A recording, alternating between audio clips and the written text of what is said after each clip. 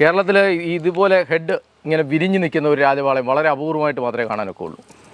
അപ്പോൾ അങ്ങനെയുള്ള മെയിലിൻ്റെ ഹെഡ് എന്ന് പറയുന്നത് ഇങ്ങനെ വിരിഞ്ഞ് നിൽക്കണം ശരിക്കും അതിൻ്റെ കണക്കനുസരിച്ച്. അതേസമയം ഫീമെയിലിൻ്റെ ഹെഡ് കൂർത്തതാണ്. നമ്മുടെ ഫീമെയിൽ ഡോഗുകൾ തന്നെ അതിൻ്റെ കണ്ണുകൾ തന്നെ നോക്കിയാൽ ഓരോന്നിൻ്റെയും വളരെ വ്യത്യസ്തമായ നിറവും അതിൻ്റെ വലിപ്പവും എല്ലാം വ്യത്യസ്തമാണ്. മുഖത്തിൻ്റെ ഷേപ്പ് വളരെ വ്യത്യസ്തമായിരിക്കും. ശരീരത്തിൻ്റെ ഉടൽ രീതി വളരെ വ്യത്യസ്തമായിരിക്കും. ബോഡി അനാട്ടമിയിൽ തന്നെ രാജപാളയത്തിൻ്റെ കൃത്യമായ അനാട്ടമി സൂക്ഷിക്കുമ്പോൾ തന്നെയും അതിനകത്ത് പലതരത്തിലുള്ള വൈജാത്യങ്ങളുണ്ടാകും, വളരെ വ്യത്യസ്തതകളുണ്ടാകും. സാറേ, പല ഫോറിൻ ബ്രീഡേഴ്സിനെ ഇപ്പം നമുക്ക് തെരുവിൽ കാണാൻ കഴിയും. പക്ഷേ ഈ ഒരു രാജപാളയം ഇപ്പോഴും, അതും പ്രത്യേകിച്ച് സാറിനെ നിൽക്കുന്ന ഈ പല ലൈനേജിലുള്ള ഡോഗ്സും വളരെ റെയറാണ്. എന്താണ് കാര്യം? ഏതുതരം ഡോഗ്സിനെ വളർത്തണം, ഡോഗ്സിനെ വളർത്തുന്നത് എന്തിനു വേണ്ടിയാണ്, അതുകൊണ്ട് എന്ത് പ്രയോജനം, ഇങ്ങനെയൊക്കെയുള്ള ഒത്തിരി ചോദ്യങ്ങൾ മനുഷ്യൻ ചോദിക്കാൻ തുടങ്ങി. പലരും ഡോഗ്സിനെ വളർത്തുന്നത് കൊണ്ട് അവർക്ക് ഒരുപാട് ടൈം നഷ്ടപ്പെടുന്നു, പ്രത്യേകിച്ച് ഫോറിൻ ഡോഗ്സിനെ വളർത്തുന്നുണ്ട്. കാര്യം അതിൻ്റെ മെയിൻ്റനൻസ് ഭയങ്കര ബുദ്ധിമുട്ടാണ്. ദിവസം 3 നേരം ചീകിക്കൊണ്ടിരിക്കുകയൊക്കെ ചെയ്യേണ്ട പല ബുദ്ധിമുട്ടുകൾ. അപ്പോൾ മനുഷ്യന് വേണ്ടിയാണോ ഡോഗ്സ് അതോ ഡോഗ്സിന് വേണ്ടിയാണോ മനുഷ്യൻ, ഈ ഒരു ചോദ്യം എപ്പോഴും റെലവൻ്റ് ആകുന്നുണ്ട്. അപ്പോൾ ഡോഗ്സ് മനുഷ്യന് വേണ്ടിയാണ്, കമ്പാനിയനാണ്. ചരിത്രാതീത കാലം മുതൽ ഡോഗ്സിനെ നമ്മൾ അതിനു വേണ്ടിയാണ് വളർത്തുന്നത്, നമ്മുടെ കമ്പാനിയൻഷിപ്പിന് വേണ്ടിയാണ് വളർത്തുന്നത്. പക്ഷേ പലതും കൃത്രിമമായിട്ട് സൃഷ്ടിച്ചെടുത്ത ഡോഗ് ബ്രീഡ്സിന്, അതായത് ഫോറിൻ ഡോഗ് ബ്രീഡ്സിൻ്റെ പ്രശ്നം ഇന്ത്യൻ കാലാവസ്ഥയുമായിട്ട് ഒരു തരത്തിലും ഇണങ്ങുകയില്ല. അങ്ങനെ ഇണങ്ങാതെ വരുമ്പോൾ ഇതിന് മിക്ക ദിവസവും ഈ ഫോറിൻ ഡോഗ് ബ്രീഡ്സിന് അസുഖങ്ങൾ വരുന്നു. പ്രത്യേകിച്ച് ജർമ്മൻ ഷെപ്പേർഡ് എനിക്ക് വളരെ ഇഷ്ടമുള്ളൊരു ഡോഗ് ബ്രീഡാണ്, ഞാൻ വളർത്തിയിട്ടുള്ള ഡോഗ് ബ്രീഡാണ്. അപ്പോൾ ഇങ്ങനെയൊക്കെയുള്ള ഫോറിൻ ഡോഗ് ബ്രീഡ്സ് പലതും ഞാൻ വളർത്തി നോക്കിയിട്ടുണ്ട്. പക്ഷേ അതിനെല്ലാം പ്രശ്നം എന്ന് പറഞ്ഞു കഴിഞ്ഞാൽ അസുഖങ്ങൾ ചാടിപ്പിടിക്കുന്നു. അങ്ങനെ അസുഖങ്ങൾ ചാടിപ്പിടിക്കുമ്പോൾ ഉള്ള പ്രശ്നം എന്താണെന്ന് വെച്ചാൽ എപ്പോഴും ആ ഡോഗിനെ ചികിത്സിക്കാനേ നമുക്ക് നേരമുള്ളൂ. അപ്പോൾ അതുകൊണ്ട് ഒത്തിരി ടൈം കൺസ്യൂമിംഗ് ആയിട്ട് വരുന്നു. അതാണ് അതിനകത്തെ പ്രശ്നം എന്ന് പറയുന്നത്. പക്ഷേ രാജപാളയത്തിൻ്റെ പ്രത്യേകത ഡിസീസ് റെസിസ്റ്റൻസ് വളരെ ഹൈ ആണ്. ഒരസുഖവും വരില്ല, ഒരു തവണ പോലും വെറ്റിനറി ഹോസ്പിറ്റലിലേക്ക് പോകേണ്ടതായിട്ട് വരുന്നില്ല. അപ്പോൾ അതാണ് രാജപാളയത്തിൻ്റെ ഏറ്റവും വലിയ പ്രത്യേകത. സാർ, ഇവിടെ നോക്കുകയാണെങ്കിൽ തന്നെ ഇവിടുത്തെ ഒരു ഡോഗ്സിനെ സാധാരണ ഇപ്പോൾ തമിഴ്നാട്ടിൽ ഉൾപ്പെടെ പല ഡോഗ്സിനെ ഇപ്പോൾ കേജ് സെറ്റപ്പ് അല്ലെന്നുണ്ടെങ്കിൽ ഒരു ഫെൻസിങ്ങിനകത്ത് കാണും. സാർ ഇത്ര ഏക്കറിനകത്ത് അഴിച്ചു വിട്ടേക്കുവാണ്. ഈ ഒരു വ്യത്യസ്തമായ ഒരു രീതി പിന്തുടരുന്നത് എന്തുകൊണ്ടാണ്? ഡോഗ്സിന് ഇഷ്ടം പോലെ സ്വാതന്ത്ര്യം കൊടുക്കുന്നു. സ്വന്തമാക്കേണ്ടതിനെ സ്വതന്ത്രമാക്കുക എന്ന് എഴുതിയത് മാധവിക്കുട്ടിയാണ്, എഴുത്തുകാരിയായ മാധവിക്കുട്ടി. അപ്പോൾ സ്വാതന്ത്ര്യം എത്രത്തോളം കൊടുക്കുന്നോ ഡോഗ് അത്രത്തോളം ആരോഗ്യമുള്ളതായിട്ട് വളരെ. കാര്യം അതിന് വളരെ ഒട്ടും സ്ട്രെസ് ഇല്ലാത്ത ലൈഫായിരിക്കും അതിന്. ഇവിടുത്തെ ഡോഗുകൾക്കൊന്നും ഒട്ടും സ്ട്രെസ് ഇല്ലാത്ത ലൈഫാണ്. അതുകൊണ്ട് തന്നെ അവ വളരെ ഇൻഡിപെൻഡൻറ്റും എന്നാൽ വളരെ ആരോഗ്യത്തോടെയും ഒരസുഖങ്ങളുമില്ല, എപ്പോഴും ഓടുകയും ചാടുകയൊക്കെ ചെയ്യുന്നതുകൊണ്ട് അതിന് നല്ല കരുത്തും ബോൺ സൈസും ഒക്കെ ഉണ്ടാകുന്നുണ്ട്. അപ്പോൾ ഇത് തന്നെ നോക്കൂ, ഇതിൻ്റെ ഹെഡ് സൈസ് കേരളത്തിൽ ഇതുപോലെ ഹെഡ് ഇങ്ങനെ വിരിഞ്ഞ് നിൽക്കുന്ന ഒരു രാജപാളയം വളരെ അപൂർവമായിട്ട് മാത്രമേ കാണാനൊക്കെ ഉള്ളൂ. അപ്പോൾ അങ്ങനെയുള്ള മെയിലിൻ്റെ ഹെഡ് എന്ന് പറയുന്നത് ഇങ്ങനെ വിരിഞ്ഞ് നിൽക്കണം ശരിക്കും അതിൻ്റെ കണക്കനുസരിച്ച്. അതേസമയം ഫീമെയിലിൻ്റെ ഹെഡ് കൂർത്തതാകാം. അപ്പോൾ ഇങ്ങനെ വ്യത്യാസം കൃത്യമായി മനസ്സിലാകുന്ന തരത്തിലുള്ള ഹെഡുള്ള അപൂർവം മെയിൽ ഡോഗാണിത്. രാജപാളയത്തിൽ സംഭവിച്ചിട്ടുള്ള ഏറ്റവും വലിയ പ്രശ്നം എന്ന് പറഞ്ഞു കഴിഞ്ഞാൽ ഒരേ ബ്ലഡ് ലൈനിനെ തന്നെ ബ്രീഡ് ചെയ്യിച്ച് പല പ്രശ്നങ്ങളും ഉണ്ടാവും. അതാണ് രാജപാളയത്തിനകത്തുണ്ടായിട്ടുള്ള ഏക പ്രശ്നമെന്ന് പറയുന്നത്. കാര്യം ആകെ കൂടെ 10,000, 2,000, 2,500 ശുദ്ധമായ പ്യുവറായിട്ടുള്ള രാജപാളയമേ ഉള്ളൂ.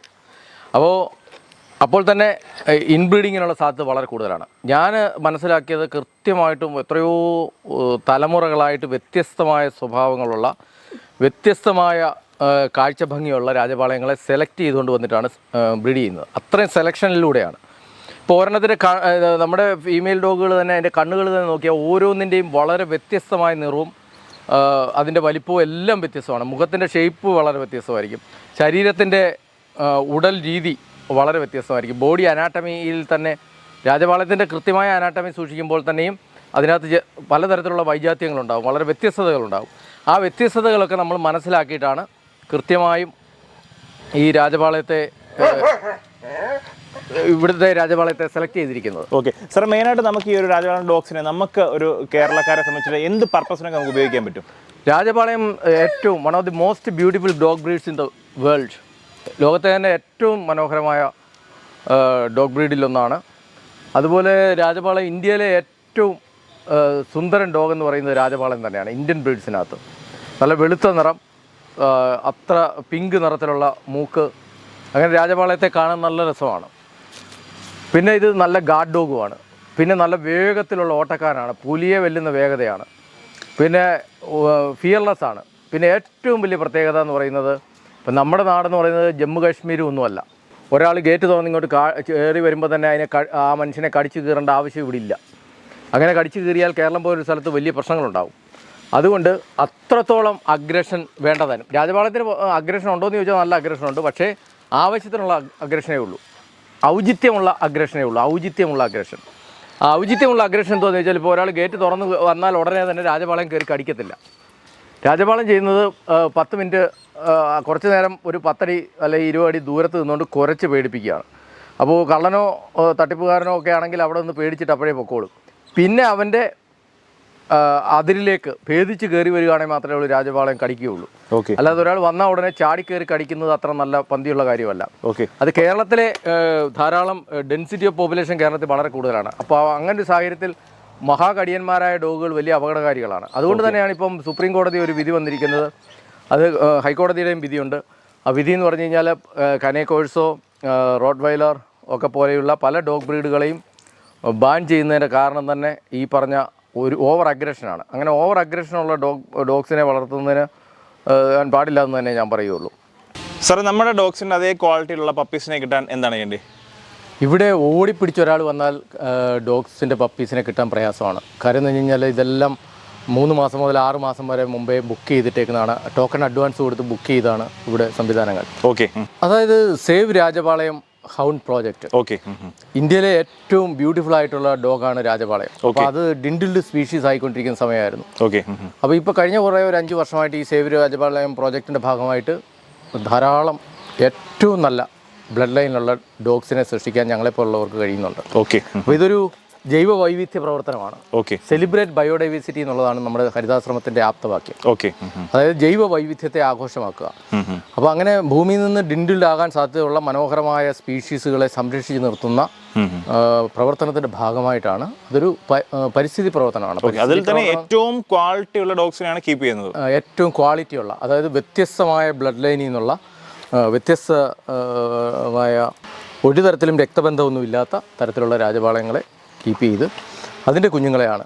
അപ്പോൾ ഇവയെ ഭൂമിയിൽ വംശനാശത്തിൽ നിന്ന് സംരക്ഷിക്കുക എന്നുള്ള മഹത്തായ ലക്ഷ്യത്തിൻ്റെ ഭാഗമായിട്ടാണ് നമ്മുടെ ഇന്ത്യയുടെ പ്രധാനമന്ത്രി നരേന്ദ്രമോദിജി മൻ കി ബാത്തിലൂടെ ഇത് ആഹ്വാനം ചെയ്യുകയും ചെയ്തിട്ടുണ്ട്.